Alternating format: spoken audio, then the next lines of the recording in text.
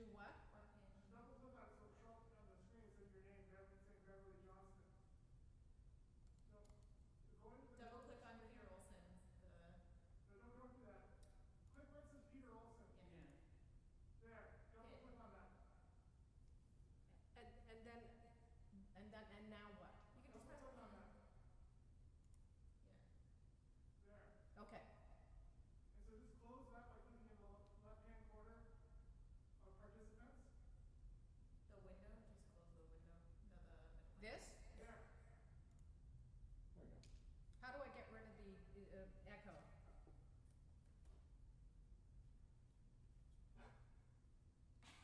That's so weird. Look, it's just like a whole train of sound. I can't. Okay, somebody has to help me. What's Some Mac person has to help me. Are you trying to turn off? I'm trying to turn off the echo. Yeah. Is your volume off? Yeah, I'm muted. Like your actual sound? Yeah, well. Yeah, wait. Well, I'm is there? I can help you. I'm coming.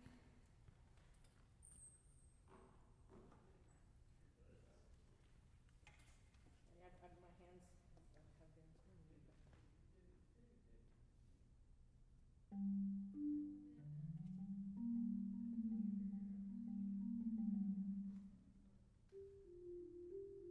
Zelspins.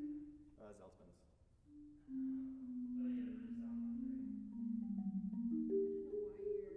why you're There's like almost no attack. Yeah. That's weird. That is really working. Restaurant out. Yes. Restaurant. Press what? Restaurant.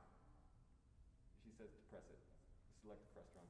It was selected. Select what, sorry? Restaurant. What? If you click on the speaker menu. Oh, Test. oh, the Cresson. Yeah. Yeah. Oh, Okay. great. Thank you. Sorry. It's okay. Yeah, it sounds okay.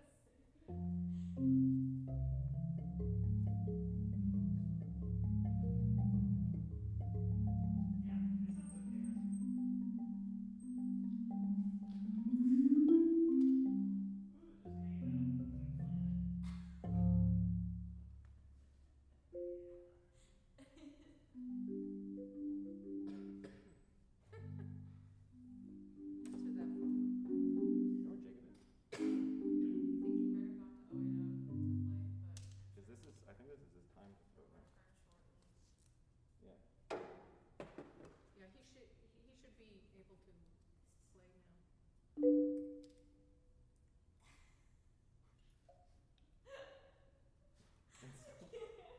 Yeah, he should be able to play now. Wait, Can you take a video of that?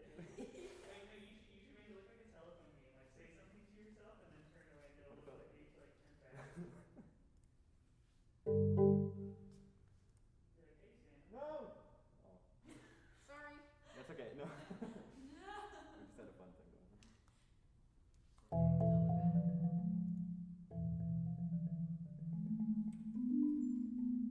Beverly has left the meeting. Oh, then you let you back in? I don't want to. I Okay. don't want to be. Because I want to be able No, to that's show all good. this.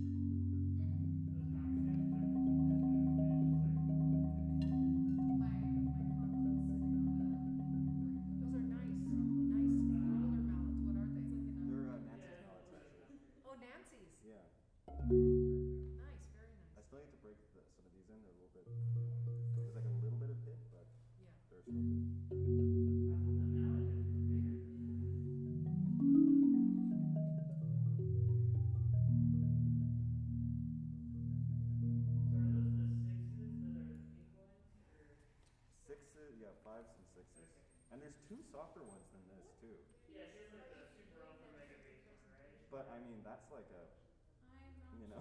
sure. Oh, okay, so So, you wouldn't be you just able do the to job just fine. switch with Jake, or would you be? What's the date of the first one? October 29, and the next one is the week later, November 5th. That's 2 weeks from now. Could I do like side by side for my presentation? Yeah, I mean, the whole idea is that you play through the whole thing Yeah. and talk about it, you know, Yeah. right now I don't know if you're playing through the whole thing, but. For today I'm just gonna do the first 3 pages. Yeah. But yeah, I think it'll be done by the 29th, so I could maybe switch it. Okay. Yeah. I'll bring it up and just. Yeah, I can be the last one to march. Everybody's like, Okay, okay. I refuse to switch. Right, okay. Your time to shine. Your time to shine, Jacob. Free practice in front of people. It stressed me out so much. Did it? It's good. It's the real world. Oh, God. What? No, it's not. John said it's Chris is taking his sweet time. He's doing his best,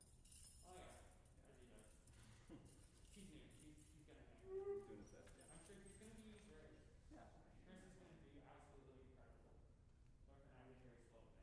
Yeah. Yeah, like they finalized the list a while ago and John shared with me like very recently.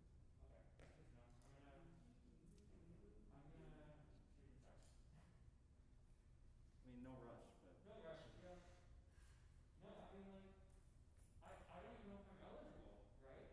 well, if yeah, like there's We need like hype music for everybody doing practice, you know, in baseball where they have like this. But it's gotta be based on the teams you're about to play. Yeah. So it's like trap remix of like times like Jeez, Sam, you're so tall. it is now. You're playing conga, right? No.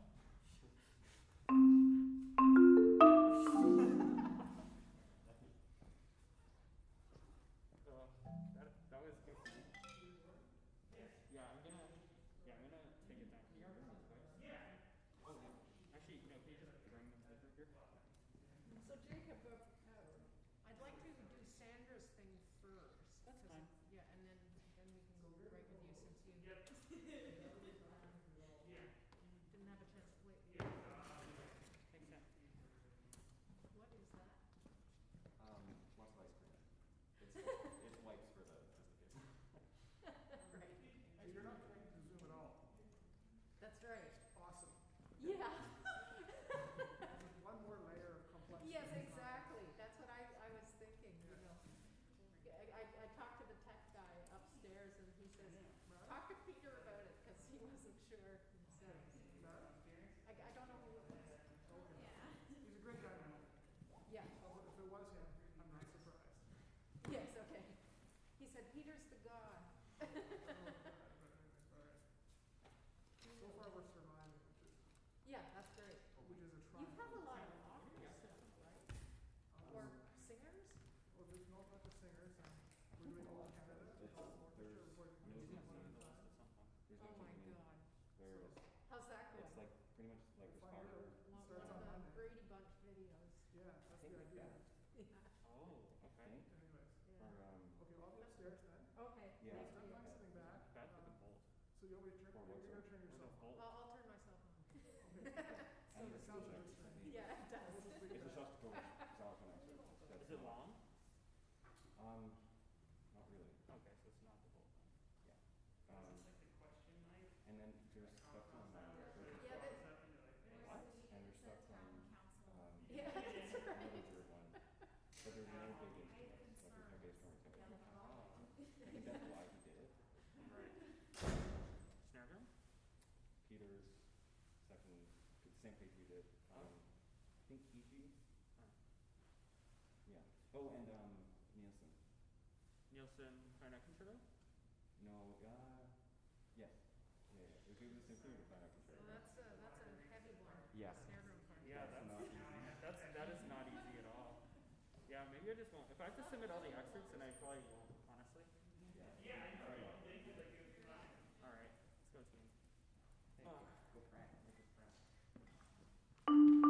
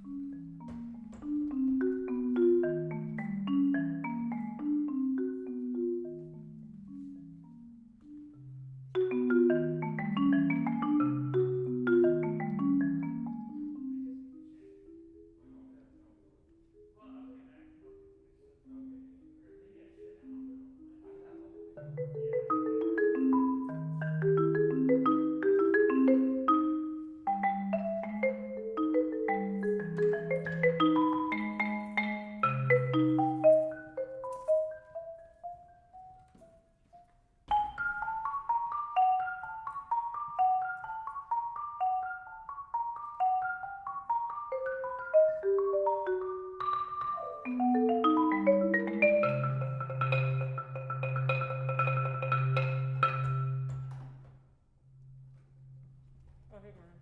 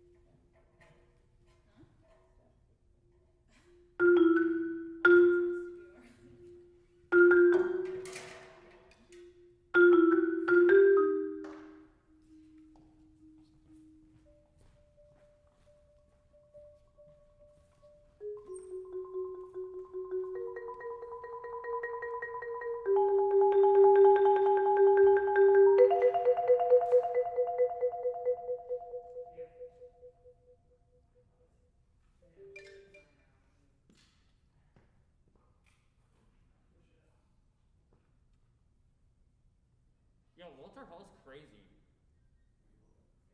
It just shoots out. It just like, it goes right out, especially the high stuff. It's great for marimba, I think.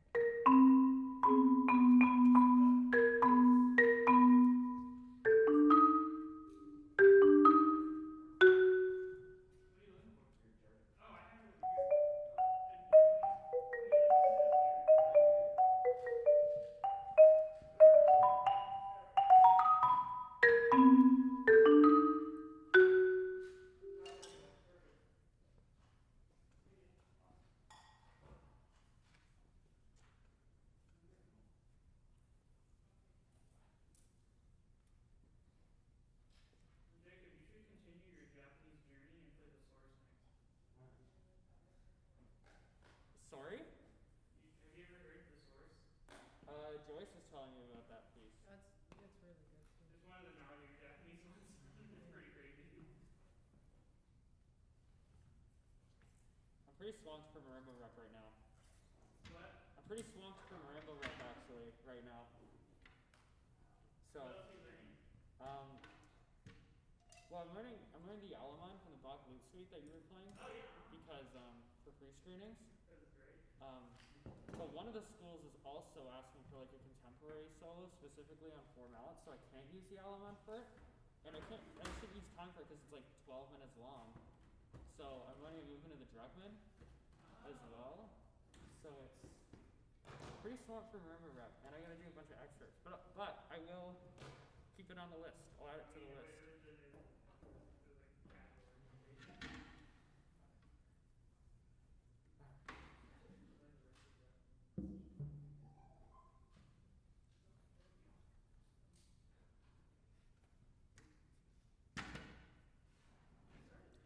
It's kind of warm out here. In here.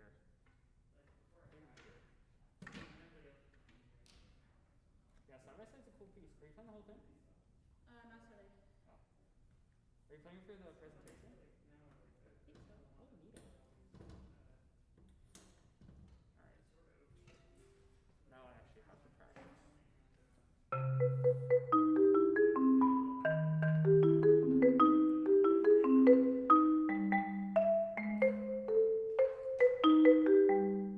There it is.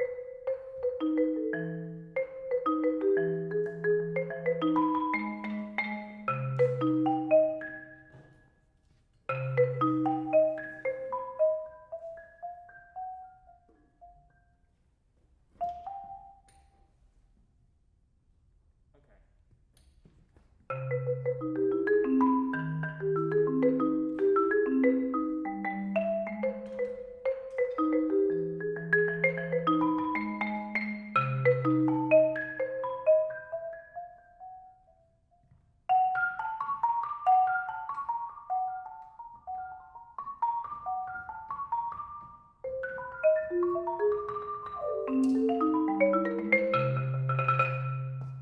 The glisses sound really pronounced on this marimba. Like over here at least. I don't know how they sound out there. They sound good. They sound like glisses to me. Thanks, Gordon. That's what I'm going for.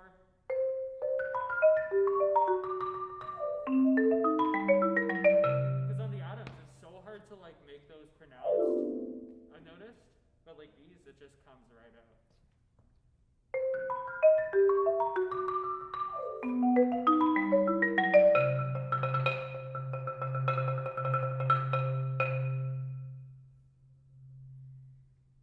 Every bottom C. Yeah, I'm toning it down a little. I'm Play close to the nodes on that one. Yeah, I'm not overplaying on that one because that's pretty brutal. There's a couple videos of guys on YouTube playing it down the octave, and every time they get there, it's just boom, boom, boom. I'm like, oh no, don't do that. Stop that. Well, I remember being at PASIC in the 80s, late 80s, I think 88, and Keiko Abe was playing with Krumata Percussion Ensemble from Sweden. She played a couple of really loud pieces, and she's a Yamaha artist. Yeah.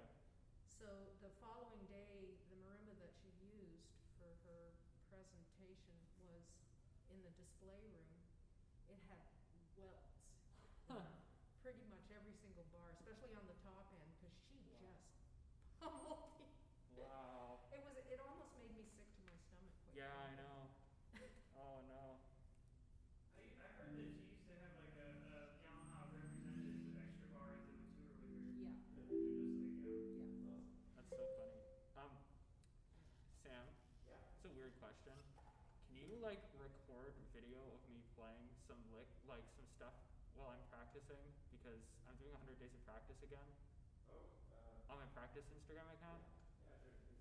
So that'd be like super killer. That's so weird. I'm not practicing for the rest of the day because I'm hanging out with someone, but that'd be ideal.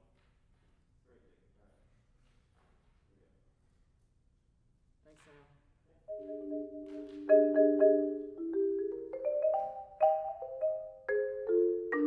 I'm not using it as my presentation topic though this year. Sorry, you're using what? I'm not using 100 days of practice as my presentation topic again this Oh. year. I promise it'll be different.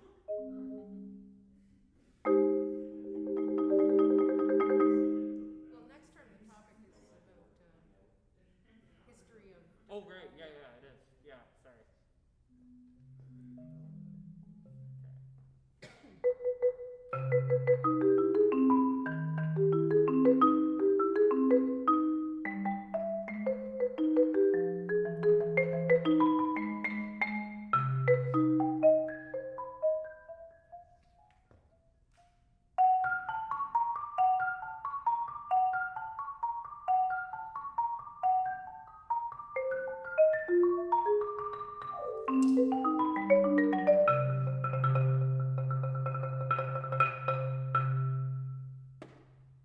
So, Jake, you just want me to record like now? Yeah, maybe I'll start from the top actually. Okay. Yeah, that'd be great.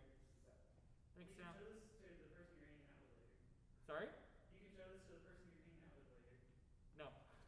Okay. I don't think she'd be particularly interested in atonal Japanese Burman music. Okay. But It could be fun. yeah, I could talk about it for a couple hours. I think multimedia conversations are more effective sometimes. That's true. You're good to go. Thanks, Sam. Supportive of the video.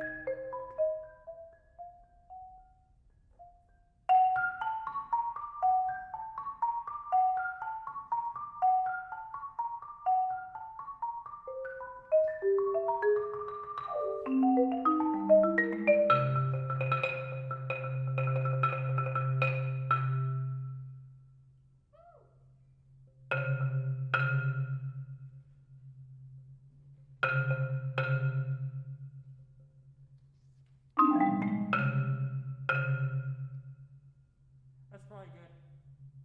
The recording? Yeah.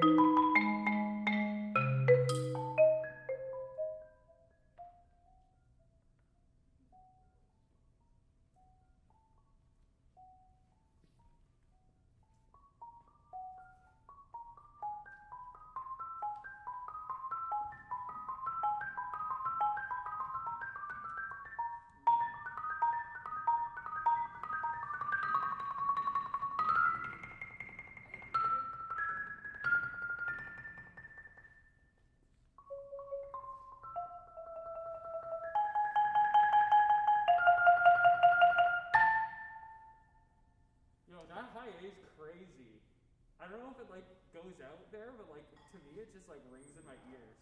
Yeah, you could even wait longer before starting that roll. Like the decay is super long. Yeah. Yeah. All right. Yeah, I know it's kind of insane actually. If you like force people to hear it, it's kind of dope. Sorry? If you like force people to hear it, it's kind of dope. Like it's like boom. Yeah, yeah, yeah. Yeah. All right, You like perfectly catch it. that's awesome. Thanks, man.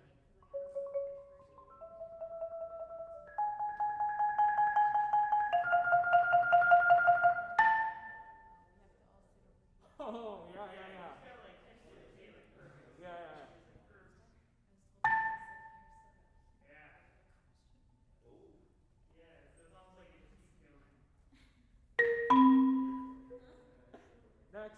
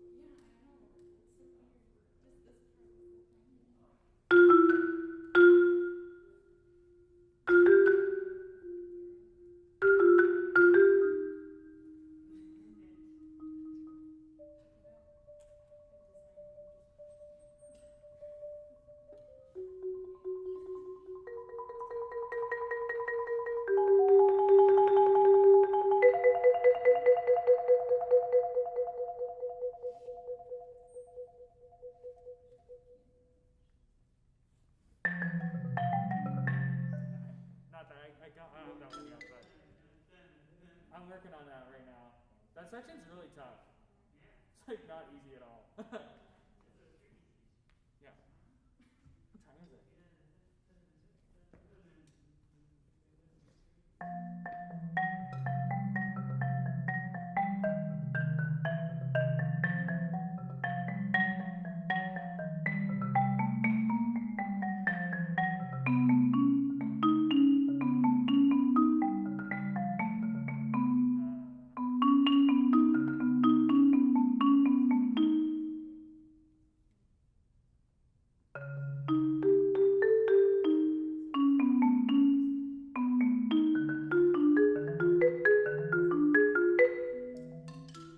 Sam, what time is it? All right. My last notes here really haven't mattered.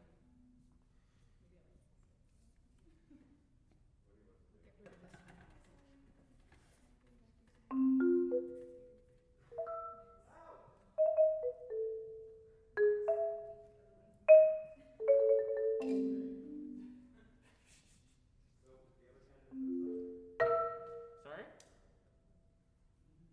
What are you about to say? It wasn't funny.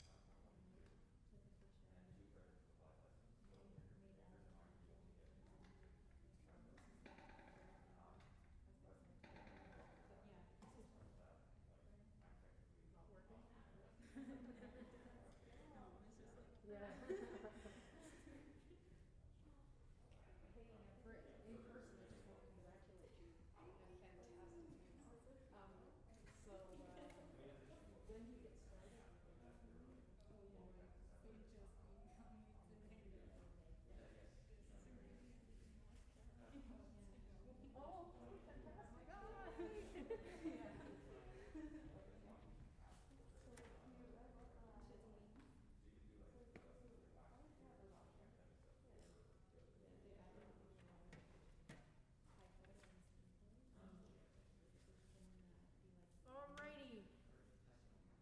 ladies and gentlemen. Oh, thank you. I knew I'd forget something. How does it sound? Hello, hello. You can hear me, right? Good. Okay, so here we are at our third master class, and I'm glad to be here, and I'm glad to see so many different setups. So this is good. Just before we start, I'll do the diversity statement, just as a reminder to everybody. The University of Toronto is committed to equity, human rights, and respect for diversity. All members of the learning environment in this course should strive to create an atmosphere of mutual respect where all members of our community can express themselves, engage with each other, and respect one another's differences. U of T does not condone discrimination or harassment against any persons or communities. So that's the diversity statement, and something to heed by. And so this week we have 6 people performing. One is remote, and that would be Sandra, who's on Zoom. So hi, Sandra. We have over on the stage left the microphone in the audience, so if anybody has a comment, I know it'll be a bit of a hassle to get over there, to speak into the microphone, and that way the people on Zoom can hear what you're saying. If you choose not to do that, can you speak slowly and clearly so that it will be heard on Zoom. Thanks Peter again, and Cecilia for helping out, and thanks to Gordon. He's our new person who's going to be fielding the Zoom part of the masterclass, so that's good news. Before we start the playing, I happened upon a little statement from harp player Angela Schwarzkopf, who recently won a Juno Award for her recording. On the recording, it's Angela on harp, of course, and also Michelle Colton on percussion, and Etienne Levesque, who is her husband, is also playing percussion. Both percussionists were graduates of the University of Toronto, so I'm so pleased that that this recording has gotten a lot of good recognition. Now, the reason I'm talking about Angela is because on Facebook she has these wonderful statements about practicing, different practicing techniques, and I rather liked this one. It can apply to any musician, so I'm just going to read it, and, so you know what's involved here. Each week she comes up with different ideas, and for this week, this is her idea. This week we are zeroing in on the tricky spots. Play through your piece and take note at any sections that you hesitate in, play a wrong note, or generally feel uncomfortable. These are the sections that you want to isolate. This may be as short as 1 bar or a couple beats. Take the isolated sections and play through them 5 times in a row without a mistake or hesitation. Then add more music to the isolated section and see if you can play that 5 times without a mistake or hesitation. Keep playing this spot every practice session this week, even if you feel like you got it. To make this more fun, keep 5 of any object on your music stand and move it across when you get the section correct. You can even put 5 Smarties or any treat and eat one each time you get the section correct. I use 5 small pom-poms for my harp students. Why practice this way? In music, when we learn something from the start the wrong way, wrong note, rhythm, placing, or hand movement, is very hard to correct because our brain wants to keep doing it the first way we learned it. Practicing with repetitions retrains our brain and hands to the correct way of playing. So I like getting inspiration from other players besides percussionists about practice methods. So I just thought I'd share that with you.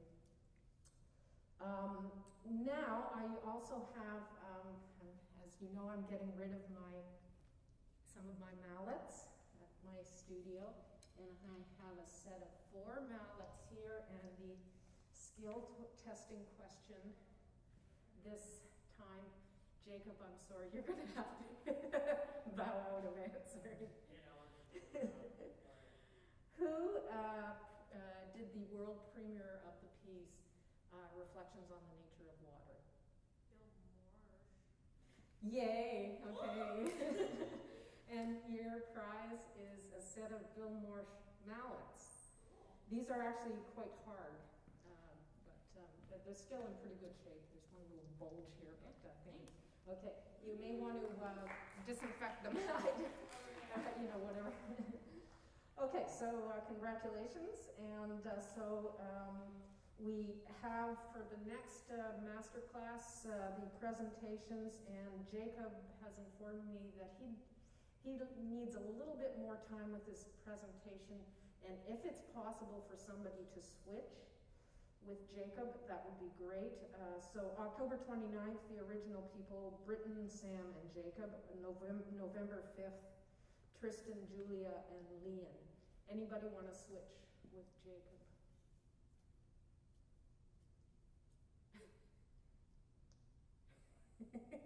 Julia? Okay. Thank you, Julia. And I'm sure Jacob thanks you. Yeah, okay. So any questions about the presentations? What's required? No questions? You can always email me if you have any questions or concerns about that. So we have a full class, as I mentioned, and the first player is going to be remote, and that player will be Sandra. She's been working on the Xenakis Rebons B. So I have the video here that I will click on, and we'll watch that, and then if you have any comments or whatever, and you want to go up to the mic, that might be a good idea, so Sandra can hear what you have to say. Okay, let me...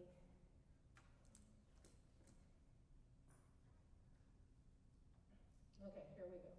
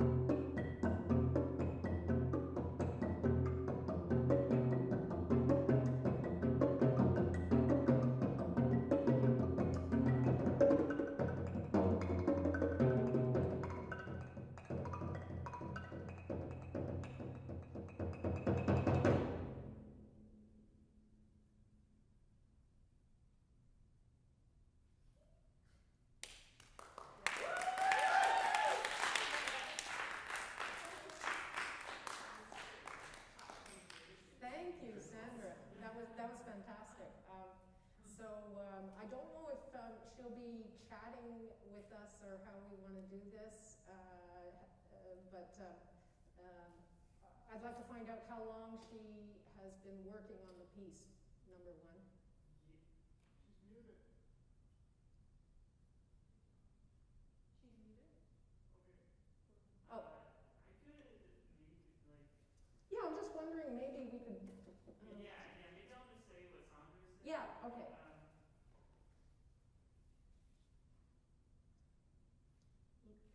Speak loudly and clearly. Yes, so I started relearning it like in the past 3 weeks. And before that, I just kind of played it. I think it was back in like January or something, or Right. March or something. And then I just didn't play it, so it was just like a weird, like I just had to relearn some of the part, and I changed a lot of stuff. Anyway, I don't know if you want to say that. No, I put you on speaker so everybody can hear you. Oh, okay. Yeah, that's pretty much it. It's just been interesting for me because there's a lot of things that I didn't think to do the first time around that I've been doing differently the second time. I mean, I never really finished the piece, but even though I didn't play it for a long time, they just kind of sit. I don't know. I've just been thinking about it. Maybe I don't know. When we were discussing the piece during your lesson, I think a part of the challenges of this piece are connecting the sections, because for me anyways, the sound of the wood blocks is a little disparate, coming in and out of the drum sound. So trying to find something that connects those two elements can be challenging, but I think you did a really fantastic job of that. What was I going to say now? You were also working on the section where you were rolling on the wood blocks, and you decided to do a different kind of technique. Can you explain that a little bit? Yes. So basically, I decided to do like the ripple roll and just to make like triplets, because I used that subdivision with the toms in the section before. Mm-hmm. So I was like, oh, I should probably keep the same subdivision everywhere. And the only way I could achieve that was by doing it with 4 mallets, with the ripple rolls. Yeah. I actually thought the connection was really good, Sandra. We were talking a bit about that, changing that, but now that I'm seeing it on video here, I think you made a nice connection.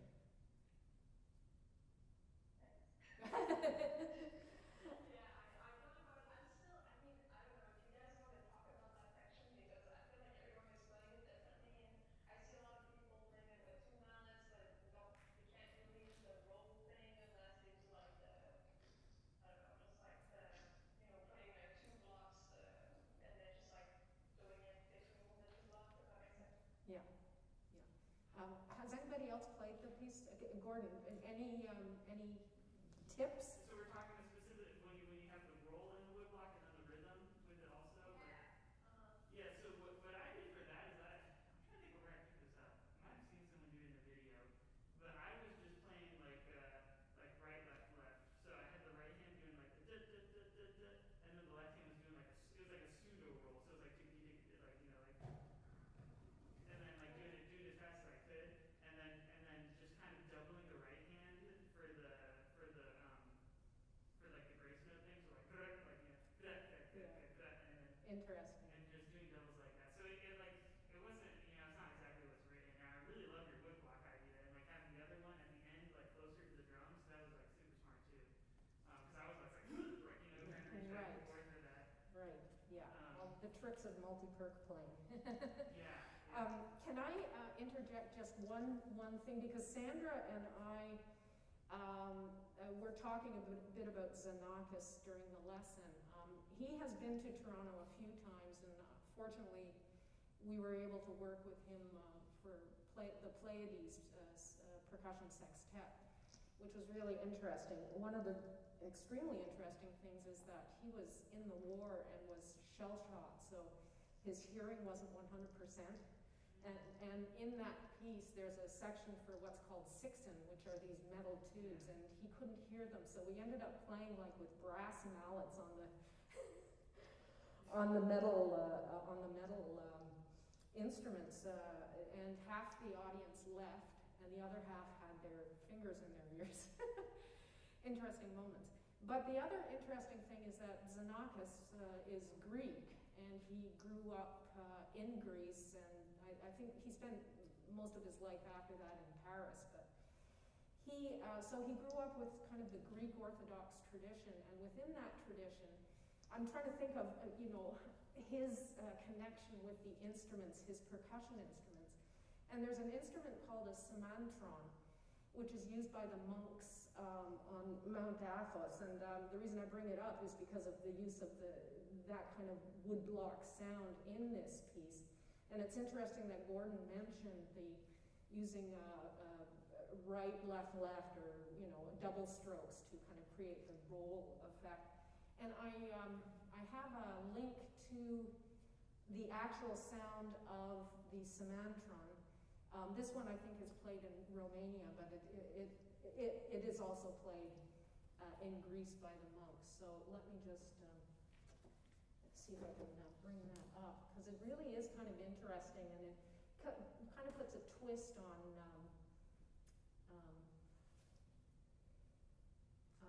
the perspective of the wood sound according to Xenakis' understanding.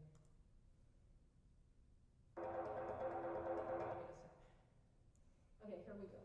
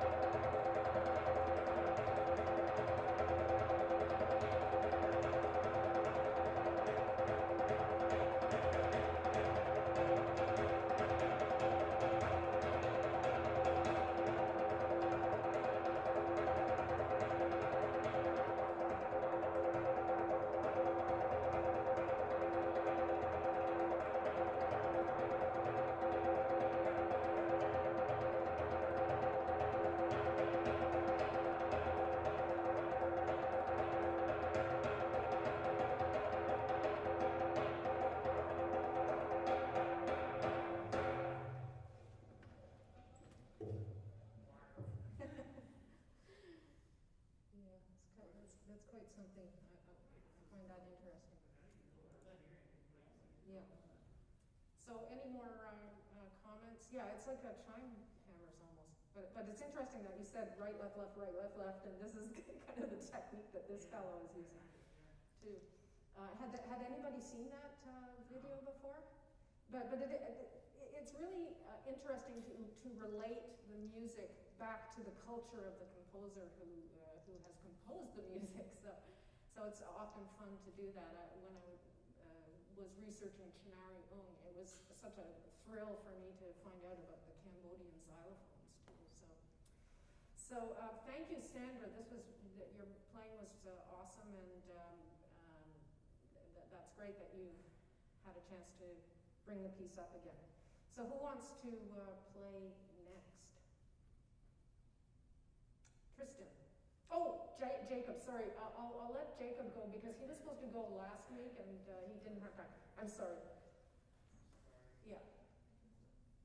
I just sent the music out. No one got it? Yeah.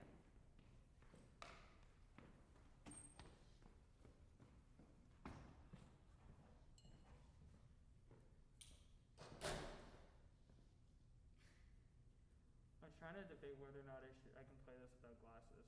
Is it because they're falling off your face? Yeah. Just put it under the elastics of your mask. Well, like the Yeah. arms under there. Good Just idea. cover your eyes with your mask with Yeah. glasses over. Awesome. Oh. Nice little trick there. Wow. All right. I'm playing time for marimba. I'm just playing the first three and a half pages, up until the section change. Do you want it just recorded too through this? Sure. You don't have Sure. to. Yeah.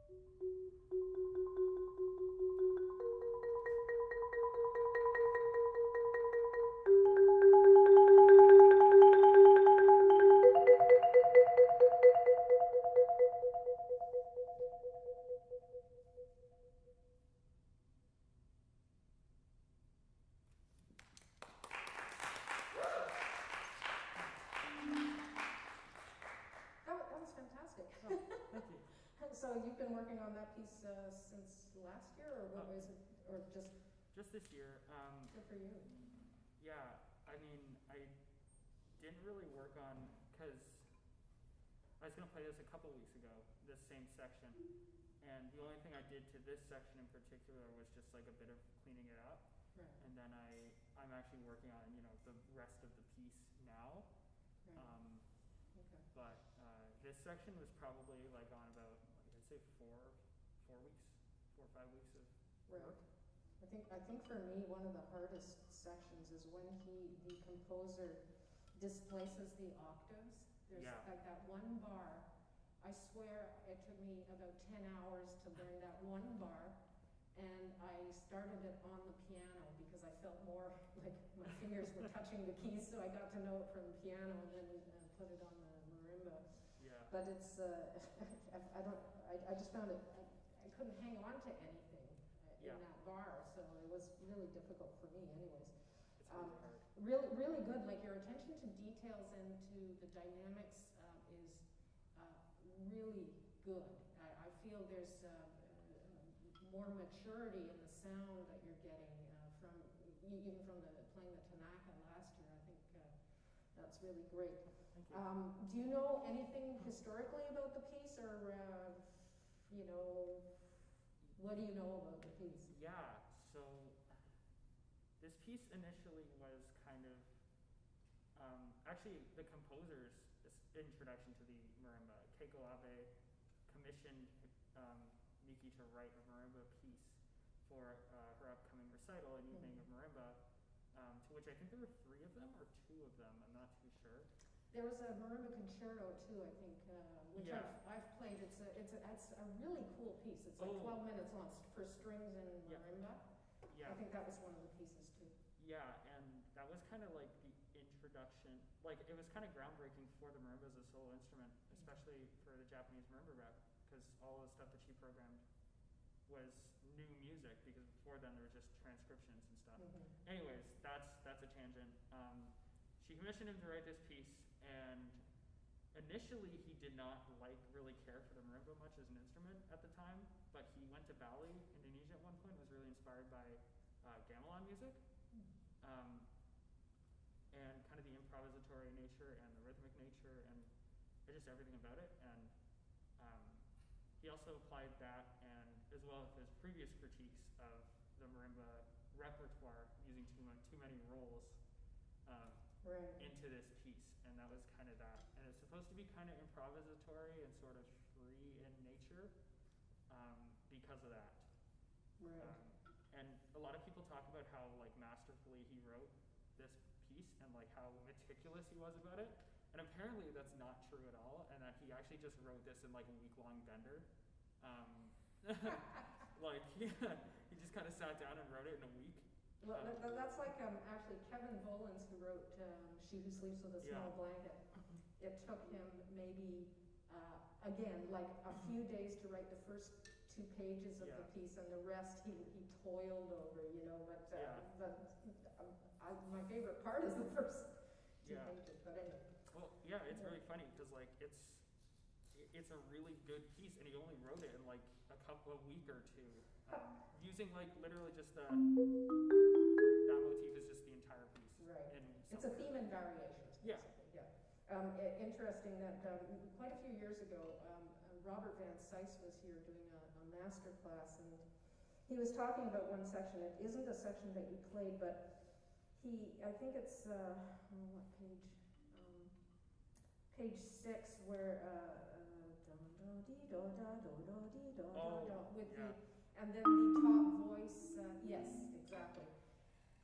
He said if you can, I know you haven't done this yet, but if you can play the top voice like it floats a little bit more against the ostinato that happens in the bass part, just something to consider when you're rehearsing that section. Yeah, absolutely. The dynamics, I think what we're really good, just watch crescendos, decrescendos. It's very difficult with this piece to pace the dynamics to get the effect.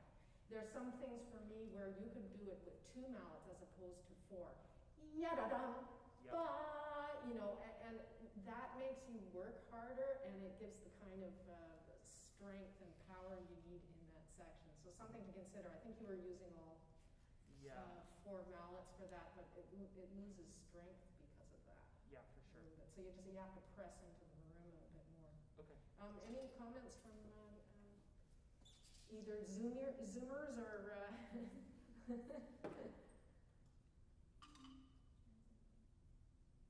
no comments? Yeah. I think with a lot of these pieces, they're sort of like phrase oriented, you know. It's like they're what oriented? Phrase oriented. Phrase oriented, yes. It's all like these ideas that you know they get developed and they move into something else. And I think it'd be cool if you just like, especially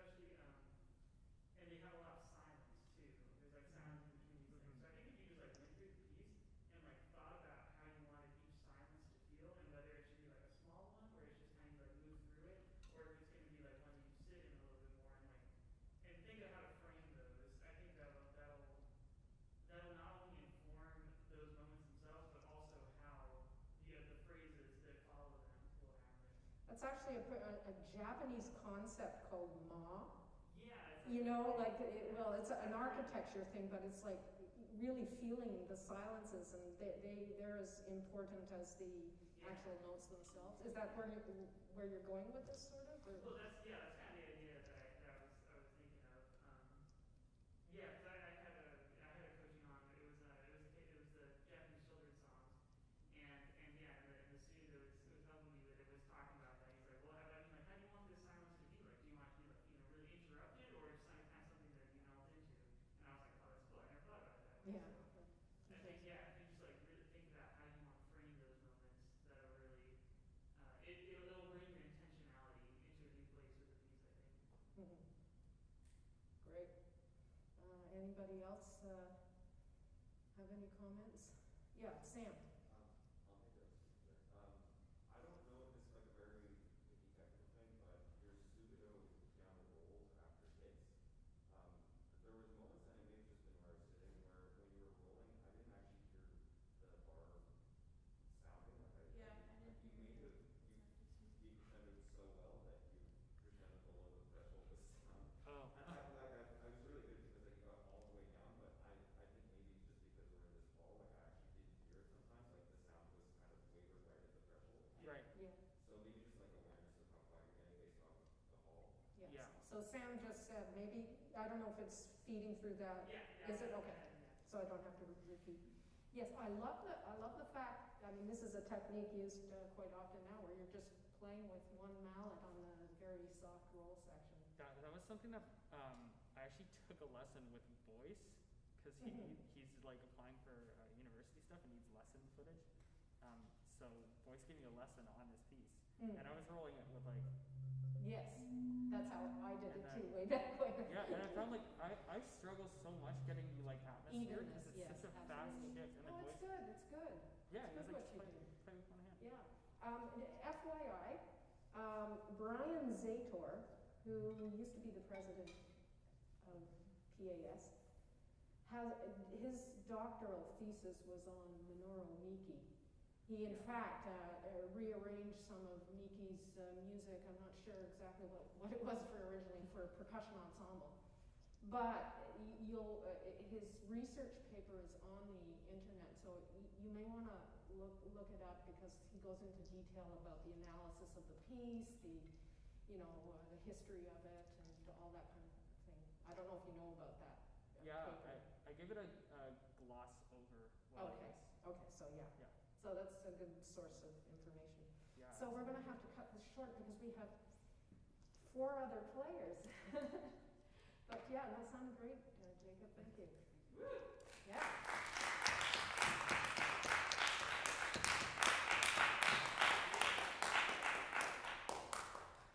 Awesome. Who wants to go next? Kristen. Yay. We missed you the last class. I know. I had a summer golf meet. Oh. Okay. No worries. I'm glad you made it on Zoom. Yeah, that's great. Okay.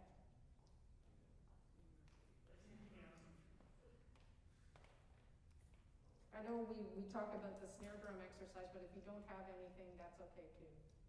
Sure, I didn't print out anything because I figured most people would know it. I was just gonna show the table of time because that's usually just what I use to warm up with. I think it's. Okay, just run through it on the bongo. Oh yeah? Sure, looks like. Yeah. I don't know how far I'll get through. John just gave it to me in just starting lessons, and so I've been kind of working on it. Okay, well then share.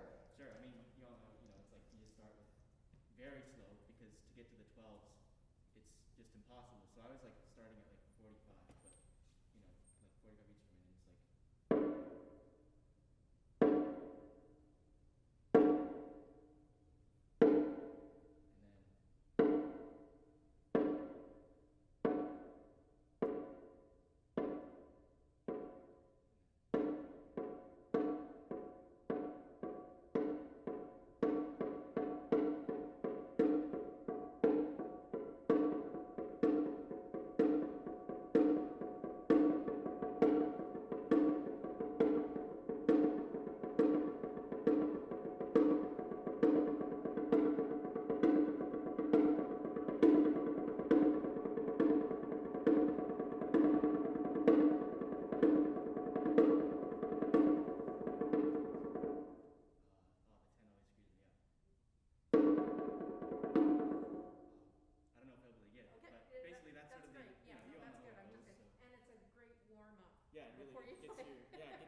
moving gradually out. So Actually, it's funny because sometimes before a performance, you know, if I have a marimba thing to play, I go to the George Stone book, and I find it really helps my muscles to relax a little Right. bit.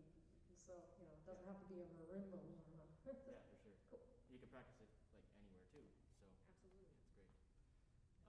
So- Well, Oh yeah, I got the music. It's sure. I believe I shared it Yeah, you did. as a reply to the email you sent about the music. Okay.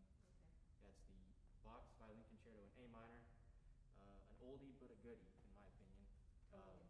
So I assume you all are pretty familiar with. Maybe some of you are familiar with it. Kind of Okay. Yeah. good. Cool.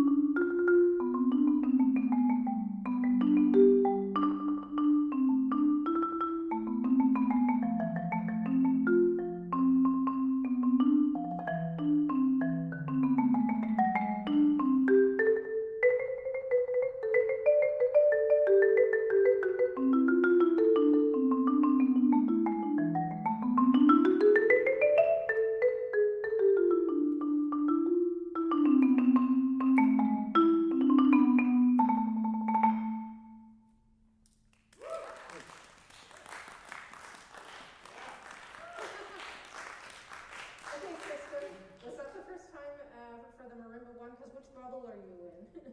Yeah, it would be. It is the first time I played on this thing. I'm in bubble. Since your audition. Yes, since my audition. Yes. Which you would have heard the piece played. Oh, that's right. Yeah. Yes, yes. Well, well done. Wow. Cool. Thank you. so how's my marimba doing? My little, I call it my funky four Yeah. because. Yeah, it's really, it's great. Yeah, it's different from practicing on that because these bars are like Oh, absolutely. a lot wider. So the note accuracy is, I mean, I guess that's the way with practicing on any instrument for a long period of time. Yeah, yeah. So, but I really like having it there because I can practice. Yeah, well, that's good. Yesterday I was at 1 a.m. practicing, so Oh. I'm sure the neighbors love that. But And nobody complains. That's good. Do you do warm-up exercises on the marimba? Are you diligent about that kind of thing? Sorry. Yeah, sometimes I'll, like, not specifically exercises, but just playing things to get my hands moving. Right. I'll sometimes use this piece as a warm-up because it kind of gets me in, like, the spirit of, you know, playing this stuff, especially when I'm learning other Bach violin pieces, which I am now, you know, playing this. What are you learning now? Now it's the Prelude in G minor. Okay. And the Partita in E major. E major. Yeah. Okay. Yeah. The gavotte or the preludio? Is it the? I cannot remember. Da-da-da-da-da-da. Yes, that one. Okay. Yeah, that one. Awesome. Okay, so I'll give you an exercise. I sound like I repeat myself so much, but this exercise for me has helped get to know the instrument up and down the instrument, like the whole range of the instrument. And basically, I always do it with 4 mallets, but you can definitely do it with 2. You just select the key that you want, but you start the scale on the lowest note of the instrument. So, for instance, if I were to play a D major scale, what's the lowest note you can play on this instrument? Of the D major scale? Yeah, of the D major. The C sharp. Yeah, exactly. So for me, I would start quarter note equals 80, and then just do 8th notes, all the way up and down the instrument. Then then I would do 16ths or triplets. Da, da, da, da, da, da, da, da. And what you're trying to do is you're trying to get an even sound on the instrument, and this is going to help you a lot with the evenness in the Bach for sure, especially the preludio, but also this particular piece, because that needs to be evened out more. Yeah. Okay, I understand. You haven't played on this instrument before, so I think you did a top-notch job. But exercises to do that kind of thing will really help. Let's pick another scale. Or actually, does anybody in the audience, and don't say F sharp or major. Sorry? E flat major. So what note would you start on? C. Yeah. C. So quarter note equals 80. I mean, my reference for that is delay clues. Bum, ba-dum, ba-da-dum, bum, bum, ba-dum. Okay. I used Don't Stop Believing by Journey. Oh. Yeah. Well, that's really cool. I think that might be close. I'm not as cool as that. And then like 8th notes, just yeah. scale. Da, da, da.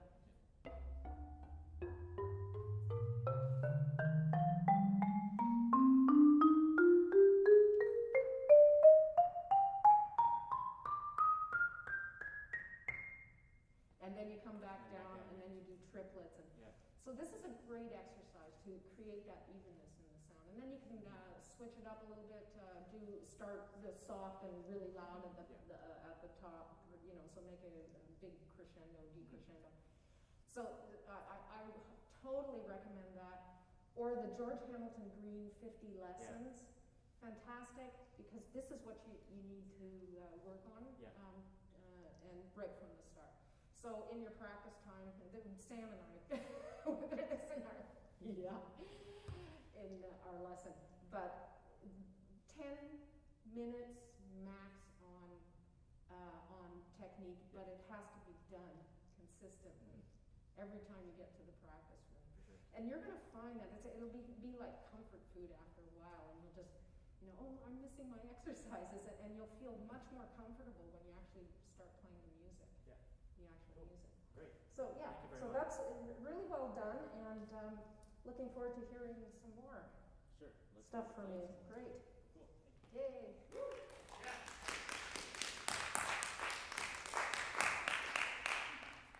Okay, so who's next? I'll go next. Okay.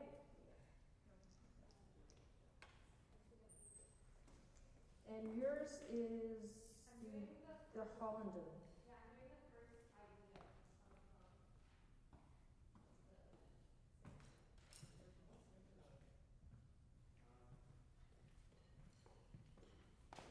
of Sorry, which movement? the first. Okay. I'm just gonna put it like there. Yeah.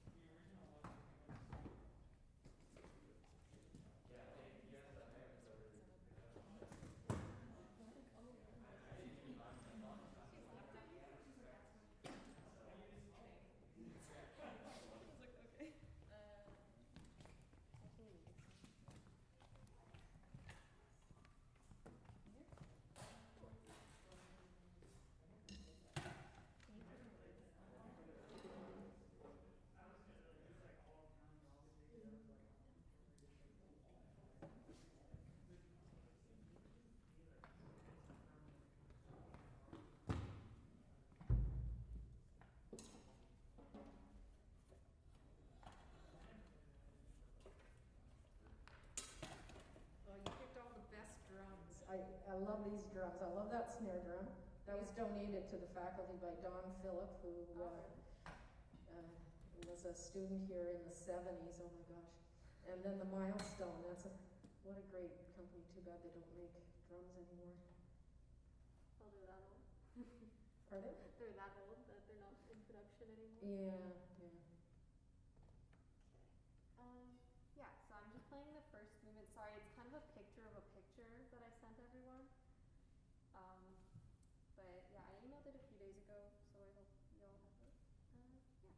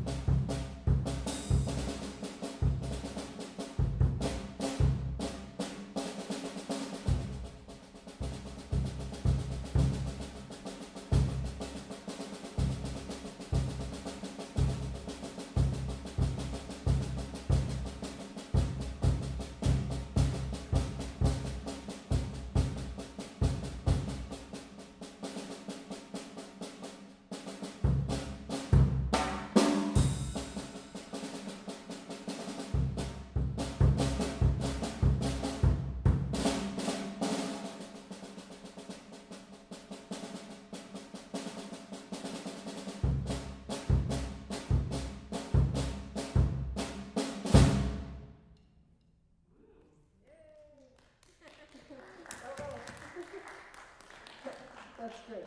Now, I said I like that snare drum, but I actually, the sound, how come it's so, it's loose or something?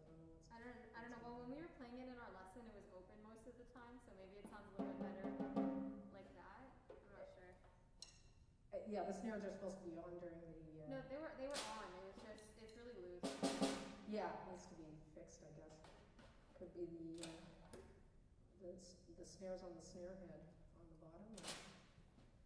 Or are they uneven? Or? I'm not sure. Yeah. Anyway. Yeah, just needs tweaking a little bit. Yeah. Congratulations.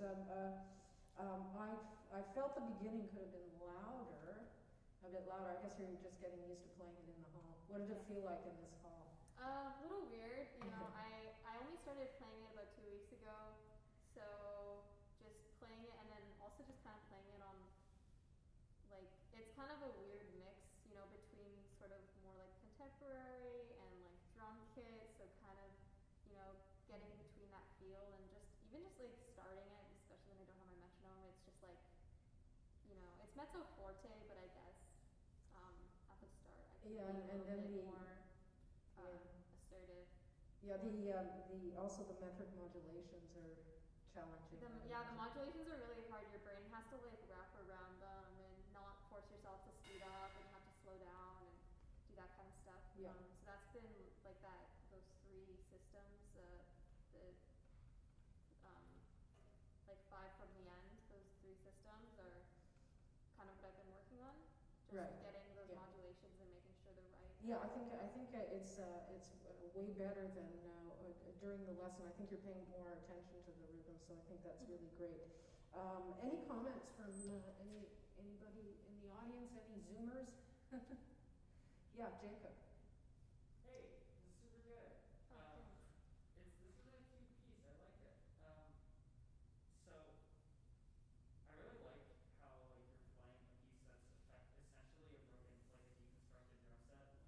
Like as a drum set player, like, because like you're a really good drum set player, so it's like I think you can apply a lot of that knowledge to this piece, and I think it's got the potential to be super groovy. And I think if you kind of like sit down with it and think about it, it's like, oh yeah, this can like really sit in a pocket if I think of it as like this, you know? Then I think that can really help you kind of have a really good time with this. The other thing is, yeah, I was going to talk about dynamics. I think we already talked about it. I think mezzo forte is like a pretty comfortable neutral dynamic. So whatever that is to you, just to kind of like throw down on like a neutral dynamic, that's like a mezzo forte to me. totally. Yeah, I mean, Bev has pretty much said all the same things on Yeah. Friday when we had our lesson. I think it's hard for me because I want to stay true to, you know, the rhythms and the modulations and everything, but then also like putting like a groove to it, like you said. And then there's actually not too many dynamics to put it in it. A lot of it is Michelle's personal markings. So I guess Yes, it's you also got the music from Michelle Colton. yeah. So it's just kind of choosing, I guess, which ones I'll apply and then which ones will kind of change. And I think as I get comfortable with them, and then also because there's 6 movements to it, kind of deciding how the journey goes from the first one to the Yeah. last one. Yeah. Good point, yeah, for sure. Yeah. Yeah, any other, Gordon? Yeah, I think similar to that, like because what I think Jake was talking about, like being groovy, and you're talking about struggling with the meter. Like if you can get into a place where it feels more natural, like navigating through those changes, then you can like kind of lead the listener through it, and so they'll be like, oh, it's odd metered, but I'm not like confused, you know. Mhm. And I think that's like the goal is so that people can feel those meter changes, but it's not just orienting necessarily. Because I mean, yeah, I don't think there's any part of this where it's really totally confusing what he's trying to get across. So I think if you just spend some time trying to feel those pulse changes and then really like inflecting that into the groove a little bit, it'll be a little smoother coming out. Yeah, no, Yeah. that's great. I have I'm just being totally selfish here, but I have a video of a drum set player, Mhm. and it was actually something that Cecilia Lee put on Facebook, and it's just so fantastic. We all know the music of Bartok, but this is definitely a different take on how you can use the drum set and the feel that this person has against it's the 4th string quartet by Bartok, Okay. but he's added a drum set part to it, so I find it really cool.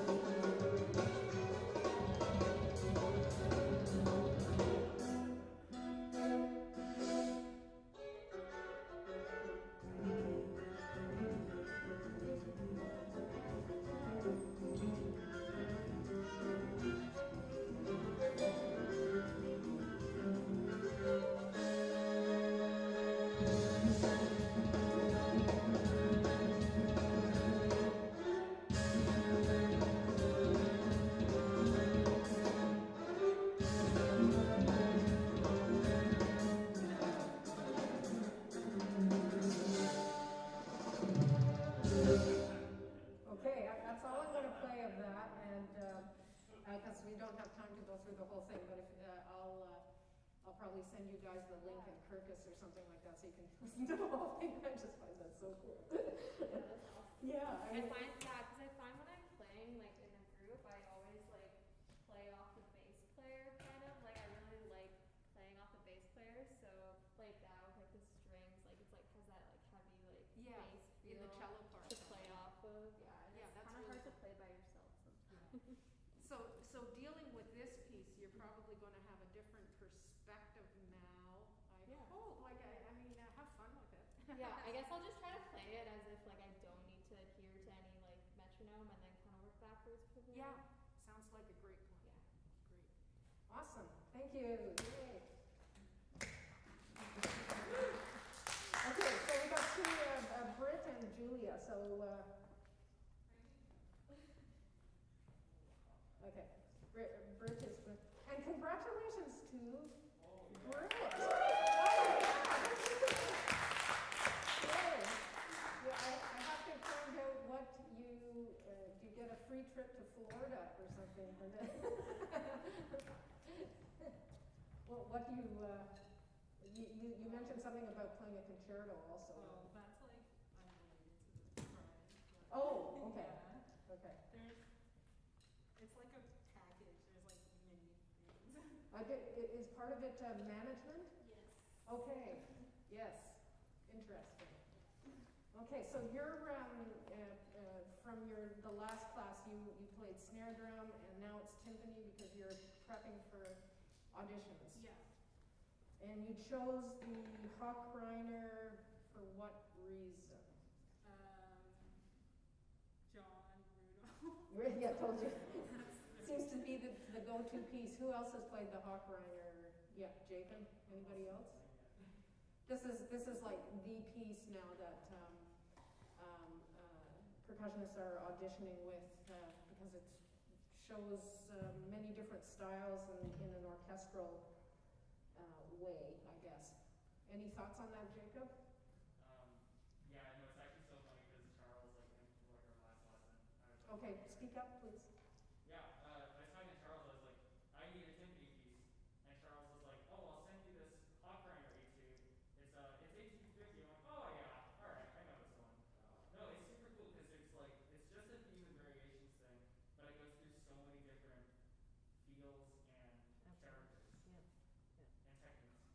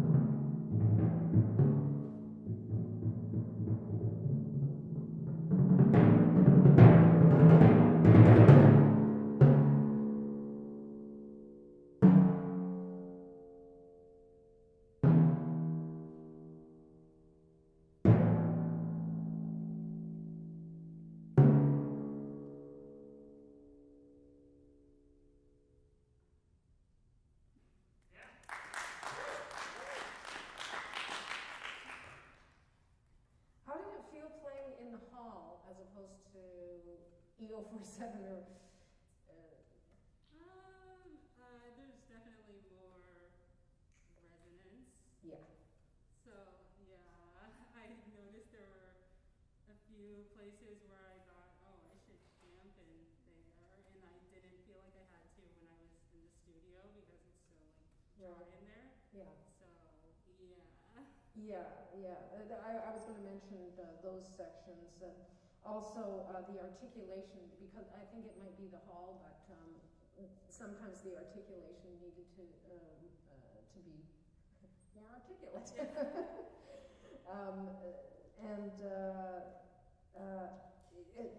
Let's talk about the ending first. I feel that you can be much louder on the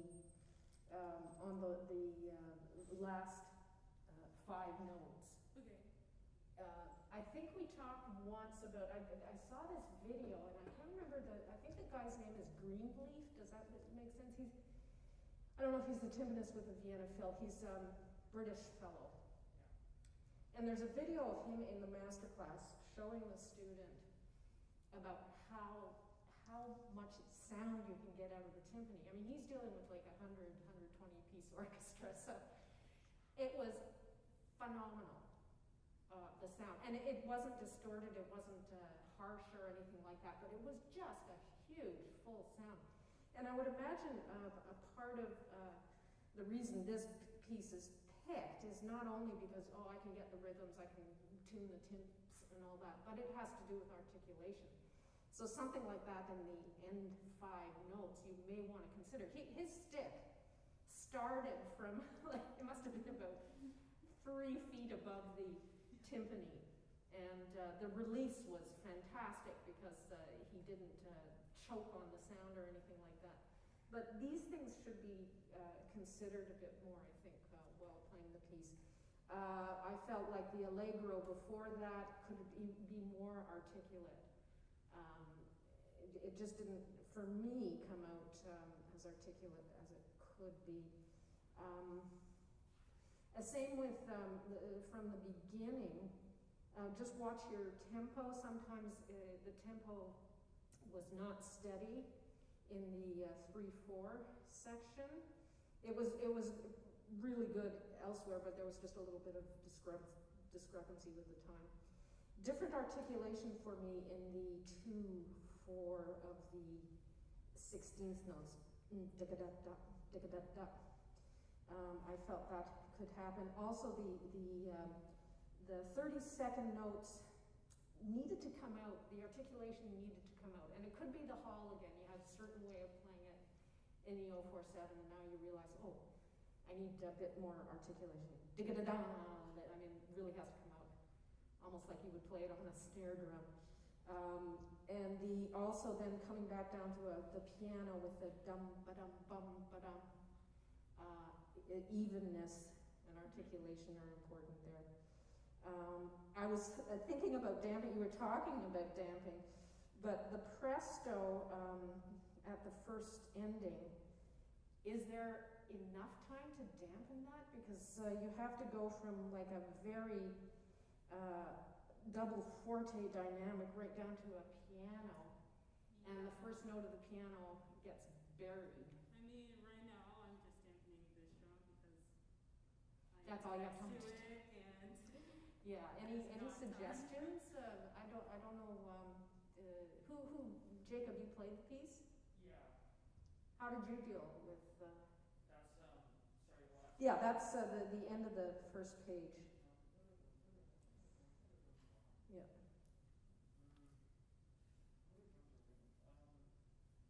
Did you dampen there? Like, I don't know what the normal practice for that would be.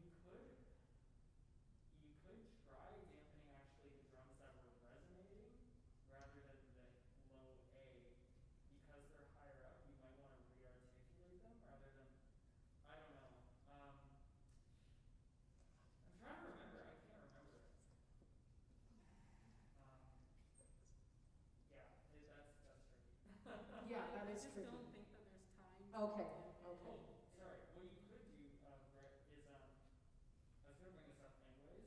Like, are you muffling anywhere in the piece where you're like muffling a drum and then reattaching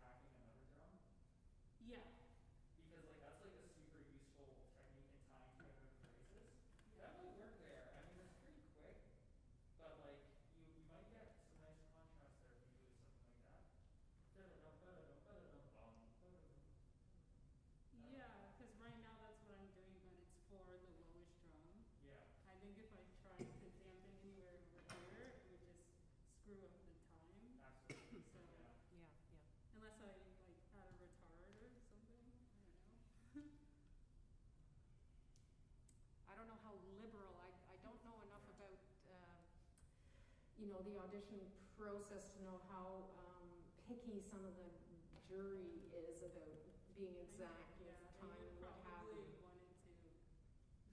Yeah, I don't know enough about that, unfortunately. I would take my time there and somehow make it, try anyways to make it sound musical. Yeah. So it makes musical sense, even though you're changing. But that's just me. I have one more suggestion actually. Jasmine actually, I don't know if Jasmine's on the Zoom call, but Jasmine like can make like timpani mutes. If you like pay her some money, you can probably get her to make some tiny little like micro timpani mutes that you can like hit your stick at and like roll out on the upper drums maybe, or even the lower drums in that section, because you can play the lump sum section before that, and you can play open, and then after boom boom, you can like flick the mutes and then play a more articulated presto maybe. Yeah, But that might be cool.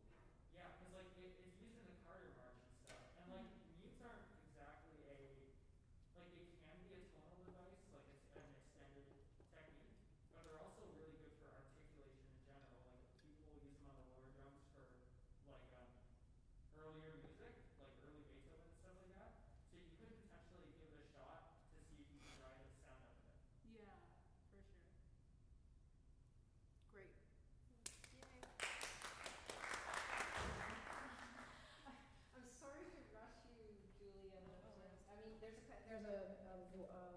Dress rehearsal here at 3, but I think if everybody's gives a helping hand, we can clear the place. But maybe we'll go till 10:02, if that's okay with everybody, to give you enough time.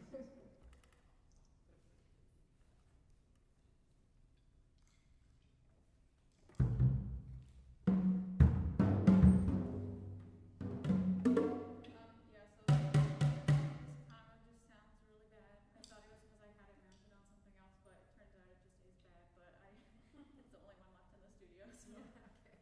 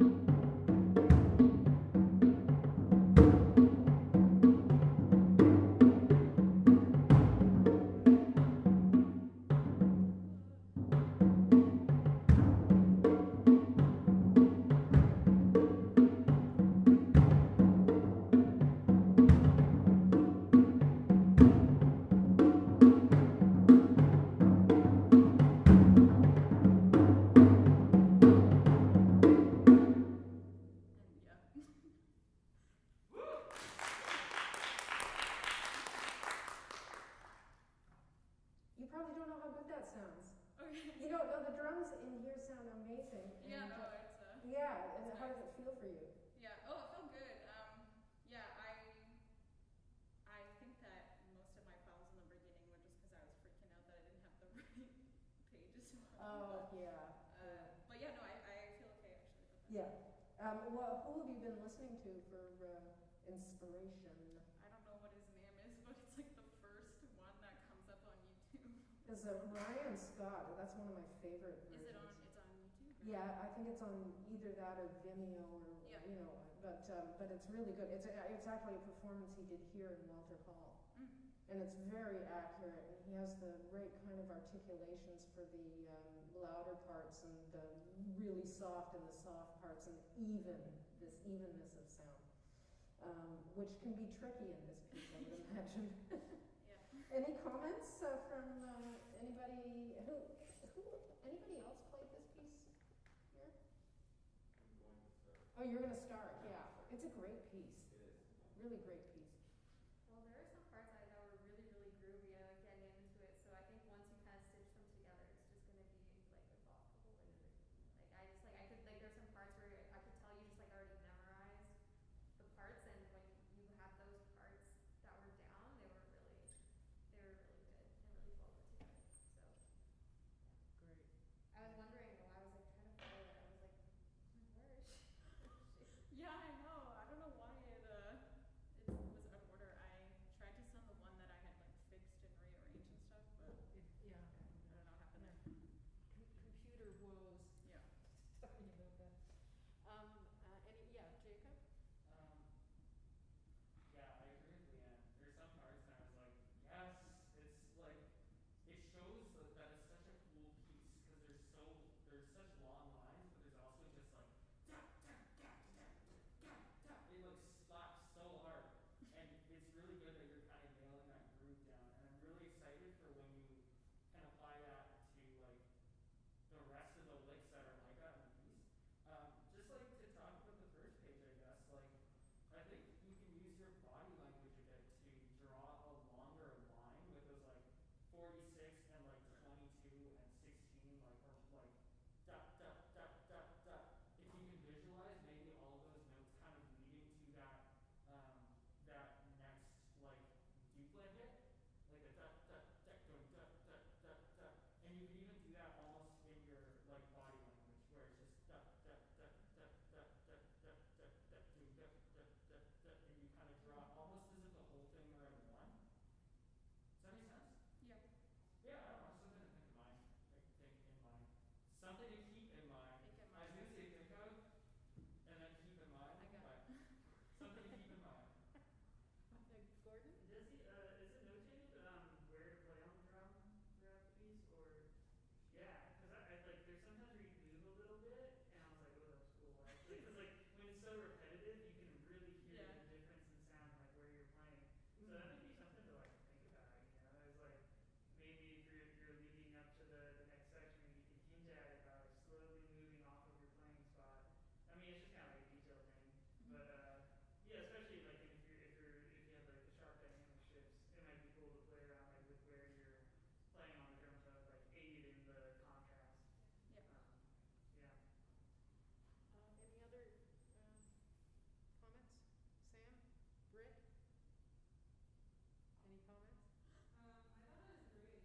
I mean, you haven't been working on it for that long, right? So I would think that with more time, then it'll just be completely different than how you play it today. And yeah, I think you know what you work on. So yeah. Did you do a multi-perk for your recital last year? No, aphasia was my multi-part. Ah, that's right. Okay, yeah. So this is really good. I mean, I think you're getting a pretty even sound on the drums. It reminds me of the percussionist who used to teach in Buffalo, Jan Williams, used to say that when you're dealing with multi-perk pieces, you have to treat the whole setup like it's one instrument. And I think you're making those connections, which is really good.